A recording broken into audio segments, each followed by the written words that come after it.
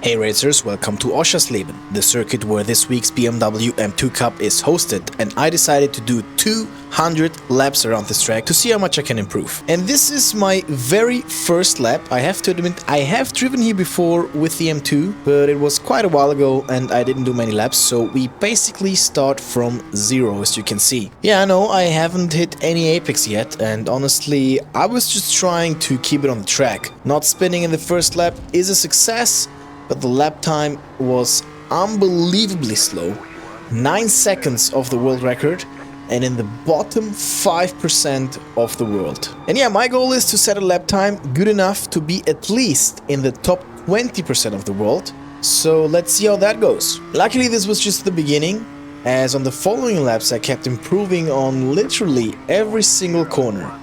Watch this, lap 4, turn 3, I gained a full second to my previous best. This shows how steep the learning curve is in the first stages of the stint. And then after a massive 3 seconds gain, we had a big jump into the low 137s, taking us to the top 55% of the world. Not bad. The very next lap wasn't all that good, because in the first 2 sectors I was down by around 2/10, but an amazing exit out of the last corner improved our best lap time by a couple of thousands. A couple of laps later, we had our very first meeting with the tire wall, and I'm actually impressed that we had 7 laps without a crash.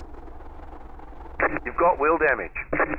I quickly managed to shake off the crash quite well, as in the very next lap I had another big improvement of half a second.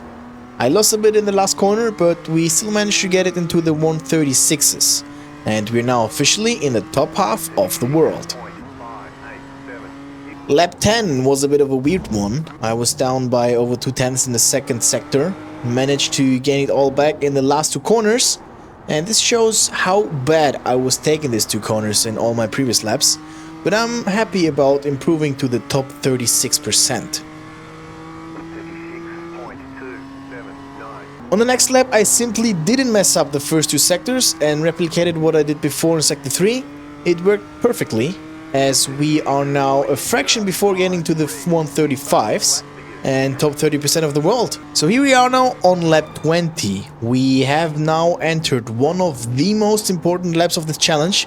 I can't tell you why just yet, so keep watching, but we had a very decent first and second sector matching my personal bests, and once again it was the last 2 corners where I found some more lap time to improve ourselves for the first time into the 135s, and this final 10th meant we are now in the top 28% of the world. Alright, we now have 180 more laps to find the final 8%, but from here everything started to go downhill. It felt like I started to hit a ceiling and pushed the limits of the car way too much. I spun, crashed multiple times. Not only did I not improve, I was miles away from my personal best, and one of the most frustrating ones was lap 36, where I was up by almost 4/10, and then I bottled it into the wall in the final turn.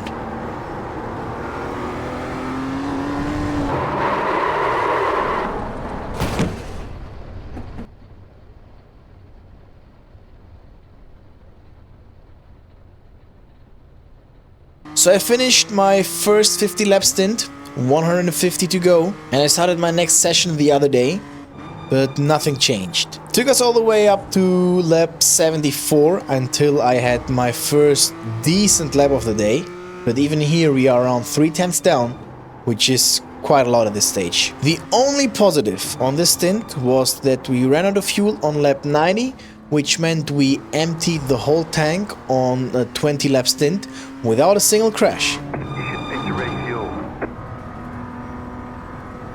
Lap 95 now was my first glimpse of hope, where I finally saw a green letter time after ages, but unfortunately I couldn't keep it together once again, and this time it was last turn, Zeppelin curve, that robbed me of my improvement. So now we have officially gone 80 laps without a single improvement, and I bet you on lap 20 you thought that this is going to be easy, and so did I. The next day I decided to do my laps on the ranked time trial. On the time trial, you can do as many laps as you want, and if you manage to put up 5 consecutive laps without an incident, these laps are going to count towards your ranking, the average of your best 5 consecutive laps. So I thought, if I can improve anyway, maybe I should try to at least do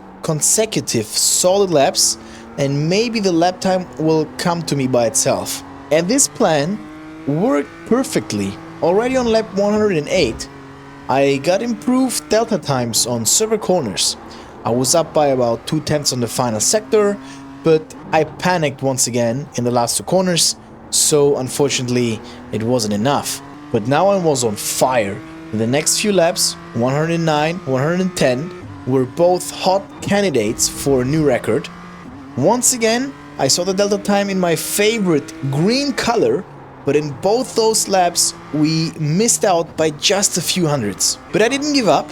Without taking too much risk, because of the 5 consecutive laps I wanted to do, lap 111 started to come together incredibly well. I had one of the best first sectors ever, and I think because all the previous laps were fast as well, I didn't lose my temper in the final corners. I knew what I needed to do, and finally we managed to improve to a 1 minute 35.8, and into the top 24% of the world we go. So the time trial session was a success, but it was only open for 30 minutes, so after 15 laps I went back to the offline test drive. And here you can see the conditions were a bit different. Took me a couple of spins to get used to it, but then we got to lap 128. The first sector here was very similar to my previous best. Decent exit out of turn 3. Now watch the triple left-hander. Very narrow entry, no throttle, just a tiny bit of braking for rotation, and into the hairpin, 3/10 up. This could be magical. And this time the 3/10 didn't go down into the final 2 corners. No risk, just bring it on smooth.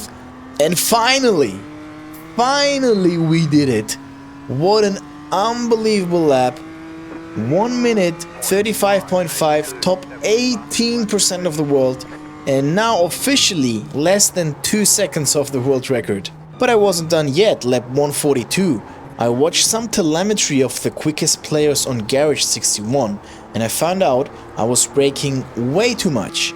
Watch the braking inputs now on the corners. Never hitting 100% brake pressure, so the ABS doesn't activate, and it worked. One of the best first sectors ever, very smooth inputs on the wheel, trail braking as good as I could, and the first 2/10 from sector 1 were enough to keep us alive until the very end. No mistake on the last 2 corners. This time we hit the apex and all green to the finish line, 135.4, top 13% of the world, and this was so much faster than I expected. Extremely happy with that result. Oh yeah, I kept going, by the way. We still had plenty of laps left, but it was enough to beat that. 4 laps before the end, 24 thousandths of a second on lap 196. We didn't make it, but it's fine. Maybe a 135.2 would be the perfect lap for my capabilities, but I'm very happy anyway. So yeah, that was my journey from the bottom 5% in the first lap to the top 13% within 200 laps. And maybe if this video gets 10 likes, I will do another 200 laps and go for the 134s and maybe the top 10% of the world. Thank you so much for watching, and see you soon. Bye bye.